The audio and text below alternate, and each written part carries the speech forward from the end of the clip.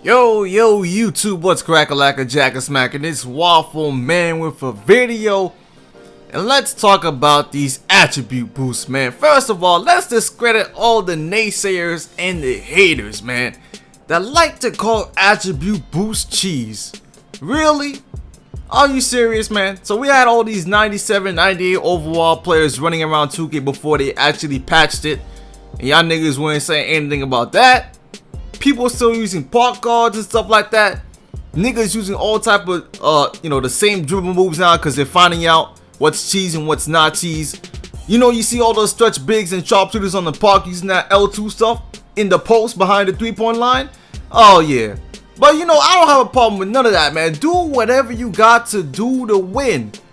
And by the way, unless you're showing it on the screen, nobody knows you're using an attribute boost. There is no way they can tell you're using an attribute boost unless you can see their screen or they send you a screenshot or something like that. You'll never know. So now let's get down to how to use these attribute boosts that 2K gives you to amplify your game. First of all, right, there's a whole bunch of attribute boosts. You gotta use it on all these stuff, right? Playmaking, rebounding. There's a whole bunch of categories to use it on, but you gotta play it to the strength and what your archetype needs. Now, first of all, everybody gets VC, and I'm gonna say this again. Everyone gets VC from playing my park, from playing Pro-Am. And honestly, attribute boosts are one of the best ways to use your VC. If you're not gonna spend it on clothes or not spending on my team packs, then what else are you using your VC on? Maybe another player, I understand that. But literally, attribute boosts are the way to go. Now, if you are a shot creator, man, you want to put your attribute boosts on agility and playmaking, man. Because listen, the faster you are is the better. And because of 2K's archetype system, playmakers have the best playmaking. But you see, playmaking is very important because it has speed with the ball. And most shot creators don't have an 80 speed with the ball. So if you plus 5 to that, to whatever your speed with the ball is, it's going to be better. Since you're already probably either a shooting guard or a point guard shot creator anyways, you might as well be faster with the ball because you're trying to shot create. You're not a standstill shooter. You could be a standstill shooter if you wanted to, but you're always going to be moving with the ball, trying to get your shot open. Teardroppers, drifters, fadeaways, spin shots. That's why you need that speed with the ball for a shot creator. Now, if you got extra VC and stuff like that, you could put it on mid-range shooting off the dribble, which will make it a 99 if you got a 94 already. But those are just extra stuff if you want to put it, because the main thing, in my opinion, if you could only choose 2 boosts to put on, would be agility and playmaking. Because also agility it means a lot. To have a 95 agility with my shot creator would be a huge difference, man. On offense, it will be a difference because I can get open more, I can go up the court more. And on defense, like I said, if you don't have the lateral quickness, use that R2 boost to make up for that not having lateral quickness, man. So yeah, that's for the shot creator. For the slasher, I would also upgrade shooting off the dribble and agility again. Agility, most of these archetypes could use agility as a boost, but shooting off the dribble for the slashers, because the slasher has a little bit of a shooting off the dribble ability, and you might as well plus 5 to get a great shooting off the dribble ability. Now, if you want, you can also add, boosts to your layups and dunks, but it's already high like that. So, I wouldn't suggest doing it, but you can do it if you got the VC for it. Now, for the lockdown defender, and by the way, these are for my park games, right?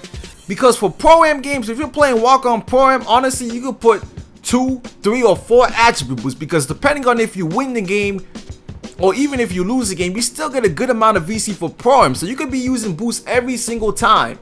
Not only that, if you got a Fitbit watch, make sure to use the NBA 2K17 app, or if you I think if you run or jog 100 meters a day, what is it? It's something like that. You get 2 attribute upgrades, good for 2 games. So yeah, man, this is a whole bunch of way to make VC. You even got the NBA 2K17 app, so you should always have VC to use attribute boost for. So for the lockdown defender, right, this is pretty crucial. Lockdown defender, you actually want to upgrade your defending and either your agility. Well, I would actually upgrade my agility. So you would upgrade your agility and your defending. The reason why I say upgrade your defending is because lateral quickness, man. There is a big difference between an 80 lateral quickness and an 85 lateral quickness, man. For a 6'7" player with max wingspan to have an 85 lateral quickness, that is going to be huge. Combine that with having an above 85 speed, that is going to be a killer force on defense. It could be killer on offense depending how you get up the court. So yeah, man, that's going to help a lot. Also, if you play Pro-Am, you should upgrade your rebounding. Now, upgrade your rebounding as a lockdown defender, because if you're a small forward or a power forward lockdown defender, you might be placed sometimes at center, power forward, small forward, one of those positions, and you face a glass cleaner, or you face a paint protector, or you face a post scorer. It would be good to have that +5 in rebounding, because it would take that 75 or 76 rebounding all the way to 80 or 81. And with the agility already boosted, that vertical also goes up, which means your rebounding will become great, man.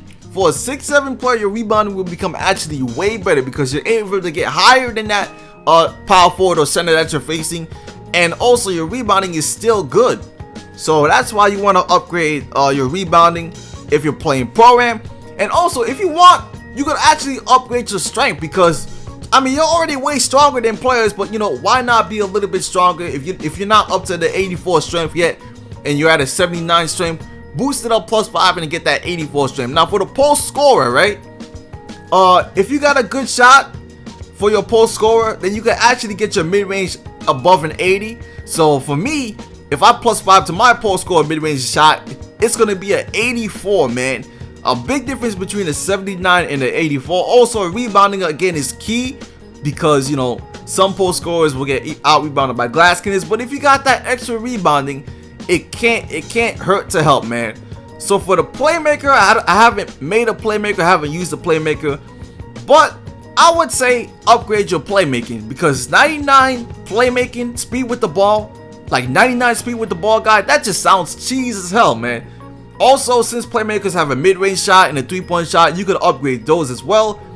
And finally, for sharpshooters, of course, since sharpshooters are slow, upgrade your agility. Now, I've been talking to some sharpshooters, and they said that upgrading your shot always doesn't work the best. It actually might mess up your shot. And that's why I said for the shot creator as well, you might not want to upgrade shooting off the dribble. But if you want to, you could. So using attribute boost really can give an edge to your game and help amplify your game on the park, depending on how you use it, man. You don't have to overspend VC on things you don't need. Like a lockdown defender wouldn't really need to increase his layups and dunks like that. I mean, you're not going to really see a big difference in that. Same thing with shooting off the dribble. A lockdown defender doesn't need to upgrade that. And for like a shot creator wouldn't have to really upgrade you know, your post scoring or your layups and your dunks. Like, you don't have to upgrade those categories, man. It's up to you, man. But I'm just making sure you guys use attribute boosts, because they're in the game and people use them, man. Everybody uses them, man. Let's be real. Don't be ashamed to use them. There's nothing shameful about it, because everybody uses it. Nobody even says it's cheese like that. So anyways, man, I got some more videos coming up helping you guys how to play lockdown defense. But for now, I'm out. Peace.